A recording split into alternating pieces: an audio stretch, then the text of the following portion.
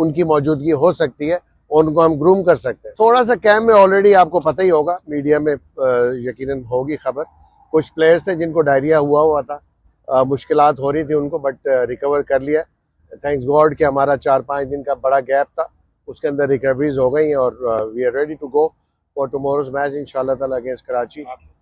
आमिर का पहले तो मैं जवाब दे दूं, देखें जब सीनियर प्लेयर टीम में मौजूद होता है उनकी प्रेजेंस का बहुत फ़ायदा होता है, दूसरे क्रिकेटर्स को भी होता है, टीम को भी होता है और इनफैक्ट बॉलर्स को भी होता है।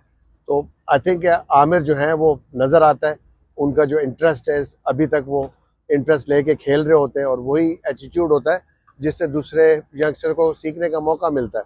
अभी तक उन्होंने सो फार अच्छी बॉलिंग की, उम्मीद करता हूँ फ्यूचर में भी आगे वाले मैचेस में भी रिस्पॉन्सिबिलिटी अपनी लेंगे और इंशाल्लाह ताला 1-2 मैचेस हमें और जिता के देंगे। और जहाँ तक बात आपने की है हसन नवाज़ की अपनी एक टेक्निक है नेचुरली, क्योंकि यंगस्टर है, थोड़ा सा टाइम लगेगा सीखने में। एक रिकॉर्ड भी किया पाकिस्तान के लिए उन्होंने, हमारे मैच में भी पहले मैच में 44 रन बनाए उन्होंने, लेकिन उसके बाद थोड़ा सा स्ट्रगल कर रहे हैं। नेचुरली यंगस्टर्स जिनमें टैलेंट होता है, जिनको आप आइडेंटिफाई करते हैं, तो उनको आप कोशिश करते हैं एज अ क्रिकेटर उनको भरपूर चांस दिया जाए ताकि वो अपनी गलतियों से सीख के आगे बढ़ सकें और थोड़ी मेच्योरिटी की तरफ जाएं।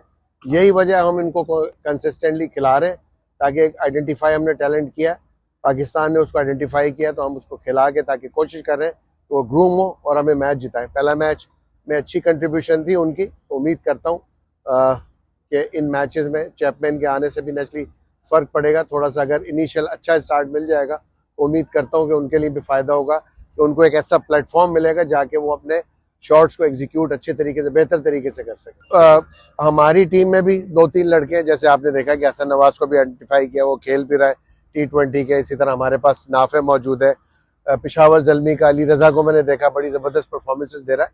तो ये पाकिस्तान का ये बच्चे फ्यूचर ही हैं, बट इनको थोड़ा सा ये है कि ग्रूम और थोड़ा सा कंसिस्टेंट चांस देने की ज़रूरत है, तो इंशाल्लाह ताला ये और बेहतर हो सकते हैं। नेचुरली देखें, नॉट ओनली कि क्रिकेटिंग फ़ायदा होगा, in terms of revenue generating भी फ़ायदा है क्रिकेट बोर्ड का, और क्रिकेट बोर्ड जितना भी फ्रेंचाइज रेवेन्यू अर्न करते हैं वो इवेंचुअली क्रिकेट के ऊपर ही खर्च होता है, उसकी डेवलपमेंट के लिए खर्च होता है।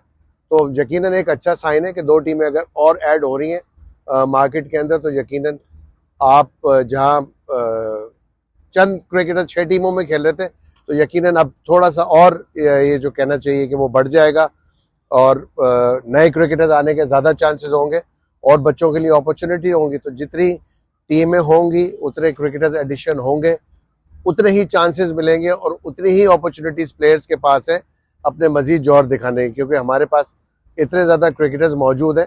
आई थिंक उनको एक प्लेटफॉर्म पे जमा करने की ज़रूरत है, तो इवेंचुअली पाकिस्तान के लिए हेल्पफुल हो सकते हैं। आखिरी सवाल आजम भाई, ये कहा जा रहा है कि उस्मान तारिक का बॉलिंग एक्शन जो है वो आप टेस्ट करवाएंगे, तो वो कब तक आप टेस्ट करवाएंगे? उम्मीद है जी, क्रिकेट बोर्ड से हम कंसिस्टेंटली राब्ते के अंदर है, उम्मीद कर रहे हैं कि विद इन दिस वीक इंशाल्लाह ताला किसी भी वक्त हो सकता है, और कोशिश यही की जा रही है कि किसी तरीके से वो उनको अकोमोडेट किया जाए, यानी पाकिस्तान क्रिकेट बोर्ड उस्मान तारिक को अकोमोडेट करें, क्योंकि आपको पता है कि उनकी एब्सेंस से हमारी फ्रेंचाइज को नुकसान हुआ है।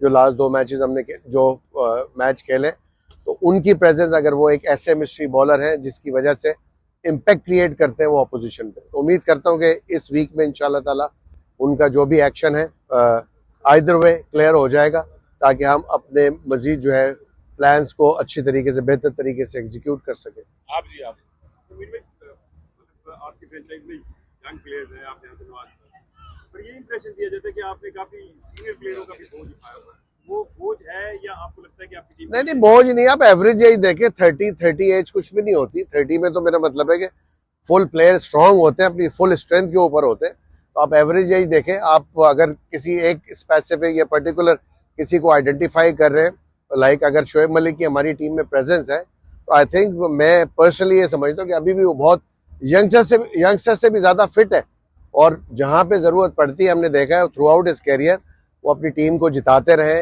अच्छी परफॉर्मेंस देते रहे। तो सीनियर प्लेयर का होना भी ज़रूरी है, क्योंकि कॉम्पोजिशन सीनियर जूनियर के साथ ही मिलके बनती है। आप आखिरी सवाल लीजिए। मोइन भाई, लाहौर की कंडीशन के मुतालिक क्या आप कहेंगे कि इस वेदर में रन ज़्यादा बनेंगे? देखें, डिपेंड करता है। हम पिछले 3 दिन से प्रैक्टिस कर रहे हैं। जब फर्स्ट डे हमने प्रैक्टिस की थी तो ड्यू फैक्टर था, नज़र आ रहा था कि रात 8 बजे 8:30 बजे ड्यू आ गई थी। अभी भी हम LCCA के ग्राउंड पे खड़े हुए, यहाँ पे ड्यू मौजूद है, मैच अभी शुरू भी नहीं हुआ। तो लेट्स सी कल का वेदर किस तरह का होता है, बट अगर कॉन्स्टेंटली ड्यू रही तो टीमों को नुकसान होने के ज़्यादा चांसेस है रादर देन कि आप फ़ायदा उठाएं, बिकॉज के ड्यू के अंदर सबको प्रॉब्लम होती है। अगर बॉलर से गेंद नहीं की जा रही तो वहाँ पे एट टाइम्स ऐसा भी होता है कि बैट्समैनों से बैटिंग भी नहीं हो पाती है, तो आई थिंक जो भी यहाँ पे सेकंड बैटिंग करेगा उसके कंपैरेटिवली चांस ज़्यादा होंगे मैच जीतने के, अगर इसी तरह की ड्यू फैक्टर रहा तो। थैंक यू जी, थैंक यू।